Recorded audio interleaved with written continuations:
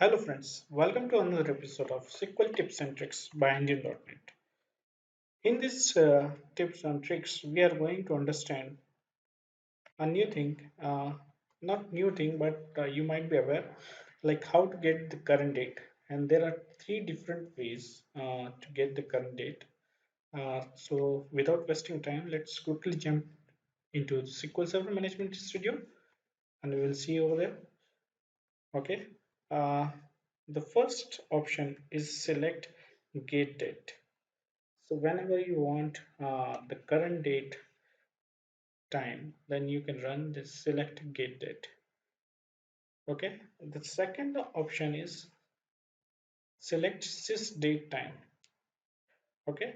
So you might be seeing the same kind of date time with the date time which you run for the previous one, but the difference is like sys date time is more precise. It's returning date time too, and means it goes to nanoseconds. The next one is again important, and you might want to use these things sometime. Get UTC time, UTC date time. So when you run this, it will again return the date time, and but it depend upon the universal time. Okay. And meanwhile, if you need this query, you can go and download it from the India.NET SQL script. I hope this quick tip help you somewhere. Thank you very much.